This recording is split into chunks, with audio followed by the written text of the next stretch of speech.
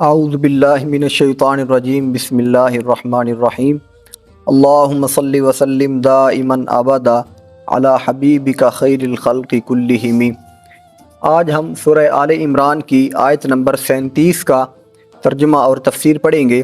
جس کے اندر خالق کائنات نے حضرت بی بی مریم سلام اللہ علیہا جو ہیں ان کی کفالت کا اور ان کی ایک کرامت کا تذکرہ فرمایا ہے۔ کل ہم نے جو پڑھا تھا کہ جس وقت آپ کی والدہ کی دعا قبول ہوتی ہے اور اللہ رب العزت ایک بیٹی سے ان کو نوازتا ہے، اور اس بیٹی کی عظمت اور شان کو بیان کرتے ہوئے خالق کائنات فرماتا ہے وَلَيْسَ الذَّكَرُ كَالْأُنثىٰ، کہ اس لڑکی کی مانند وہ لڑکا نہیں تھا جس کی نظر آپ نے مانی تھی کہ آپ جب وہ پیدا ہوگا تو بیت المقدس کی خدمت کے لیے اس کو وقف کر دیں گی۔ اور پھر حضرت حنہ جو ہیں انہوں نے اپنی بیٹی کا نام مریم رکھا، اور پھر اللہ کی پاک بارگاہ میں عرض کی کہ میں اپنی بیٹی کو بھی اور اس کی ذریت یعنی کہ جو اولاد ہے اس کو تیری پاک بارگاہ میں پیش کرتی ہوں کہ تو ان کو شیطان مردود کے شر سے محفوظ فرما۔ آج کی آیت طیبہ میں خالق کائنات نے اس دعا کی مقبولیت کا ذکر فرمایا ہے۔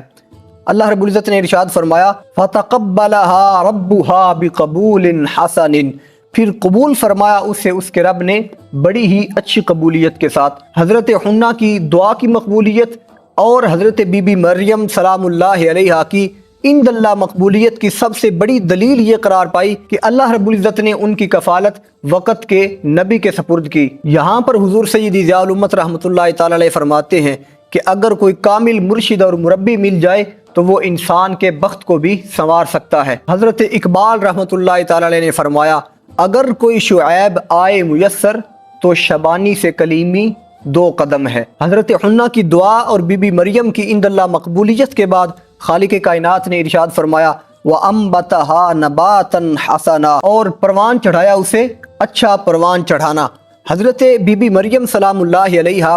آپ کی جب ولادت باسعادت ہوتی ہے تو آپ کی والدہ محترمہ ایک کپڑے کے اندر لپیٹ کر جو بیت المقدس کے علماء ہوتے ہیں ان کی بارگاہ میں پیش کر دیتی ہیں۔ وہ تقریباً 27 کی تعداد جو ہے وہ ان کی بیان کی گئی ہے کہ ان علماء کی بارگاہ میں حضرت حنہ نے اپنی بیٹی کو پیش کر دیا تاکہ وہ اس کی کفالت کریں۔ اب چونکہ آپ کے جو والد محترم حضرت عمران بن ماتان تھے وہ بنی اسرائیل کے بڑے جید اور مقبول ترین علماء میں سے تھے، اور بیت المقدس کے جو باقی علماء ہیں وہ ان کی بڑی عزت اور توقیر کیا کرتے تھے۔ جب حضرت بی بی مریم کو حضرت حنہ نے ان علماء کے سامنے پیش کیا تو انہوں نے بڑی خوشی کے ساتھ ان کو قبول فرمایا تاکہ وہ اس کی بڑے اچھی طریقے سے کفالت کریں۔ اور بیت المقدس کے اندر رہنے والے یہ سارے علماء حضرت سیدنا ہارون علی نبینا و علیہ الصلوۃ والسلام کی اولاد میں سے تھے۔ ان سب کے اوپر جو سرپرستی فرما رہے تھے وہ حضرت سیدنا جناب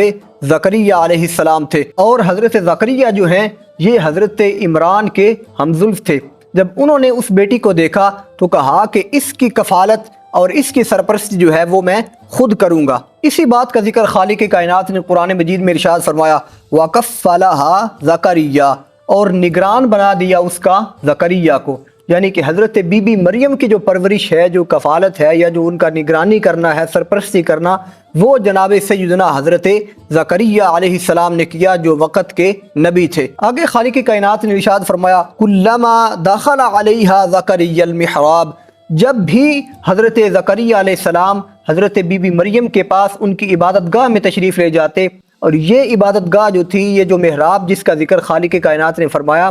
یہ بیت المقدس کے اندر جو ہیکل سلیمانی ہے اس ہیکل کے ارد گرد وہاں کے جو خدام یا جو چلہ کش ہوتے تھے ان کے کمرے ہوتے تھے۔ انہی میں سے ایک کمرے کے اندر حضرت بی بی مریم سلام اللہ علیہا جو ہیں وہ رہا کرتی تھیں اور مشغول عبادت ہوتی تھی۔ حضرت زکریا علیہ السلام چونکہ وہ ان کے سرپرست تھے، ان کے نگران تھے، تو گاہے بگاہے ان کی خبر گیری کرنے کے لیے وہاں پر تشریف لے جایا کرتے تھے۔ اسی کا ذکر خالق کائنات نے فرمایا کہ جب بھی وہاں پر محراب میں ان کی عبادت گاہ میں آپ تشریف لے جاتے وَجَدَ عِندَهَا رِزْقًا، تو موجود پاتے ان کے پاس رزق، کھانے کی چیزیں وہاں پر جو ہے وہ موجود پاتے۔ چونکہ آپ نگران تھے اور آپ کی کفالت کے اندر ہی وہ حضرت بی بی مریم جو ہیں وہ وہاں پر رہتی تھی، تو جب بھی خبر گیری کرنے کے لیے جاتے یا کوئی چیز دینے کے لیے جاتے تو وہ یہ دیکھتے کہ میرے کوئی چیز دینے سے پہلے ہی حضرت بی بی مریم جو ہیں وہ کھانا جو ہے وہ تناول فرما رہی ہیں، پھل کھا رہی ہیں، رزق کھا رہی ہیں۔ تو یہ منظر جب دیکھتے تو بڑا حیران ہوتے کہ میں نے تو کوئی چیز ان کو مہیا نہیں کی، میں ہی ان کا نگران ہوں، لیکن پھر بھی ان کے پاس یہ کھانا یا جو پھل ہے یہ کہاں سے آتا ہے؟ تو حضرت بی بی مریم سے فرماتے ہیں قال یا مریم، کہ اے مریم انا لکی ھذا، کہ تیرے پاس یہ کہاں سے آتا ہے؟ سردیوں کے پھل گرمیوں میں ہیں،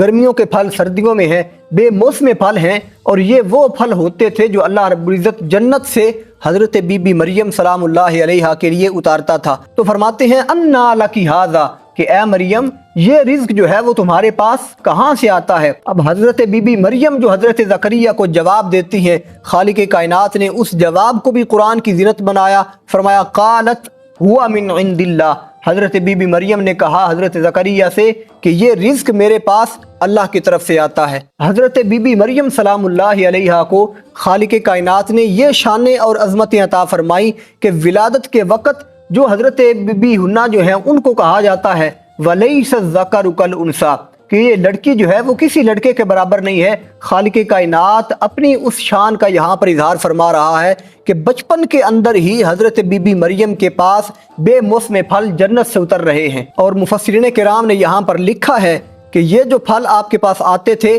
یہ حضرت بی بی مریم کی کرامت تھی۔ آپ چونکہ نبی نہیں ہیں اور عورت جو ہے وہ نبی ہو بھی نہیں سکتی، اب یہ ان کے پاس پھلوں کا پایا جانا یہ حضرت بی بی مریم سلام اللہ علیہا کی کرامت تھی۔ اور یہ ہمارا اہل السنت والجماعہ کا عقیدہ اور نظریہ ہے کہ اللہ کے جو ولی ہیں خالق کائنات ان کو ایسی کرامات عطا فرماتا ہے۔ معتزلہ ایک ایسا بدبخت فرقہ گزرا ہے کہ جس نے کرامات کا انکار کیا ہے۔ آج بھی ان کے کئی ہم نوا ایسے ہیں کہ جو دعویٰ تو اہل سنت ہونے کا کرتے ہیں لیکن اللہ کے ولیوں کی کرامات کا انکار کرتے ہیں، اور پھر اس کو اپنے علم کا کمال سمجھتے ہیں کہ ہم نے بہت بڑا جو ہے وہ مارکا مار لیا ہے۔ حالانکہ کرامات کا ذکر خالق کائنات نے قرآن میں بھی کیا ہے اور حضور سرور عالم صلی اللہ علیہ وسلم کی احادیث مبارکہ کے اندر بھی موجود ہے۔ تو حضرت بی بی مریم نے فرمایا ہوا من عند اللہ، کہ یہ میرے پاس اللہ کی طرف سے آتا ہے۔ ان اللہ یرزق من یشاء بغیر حساب،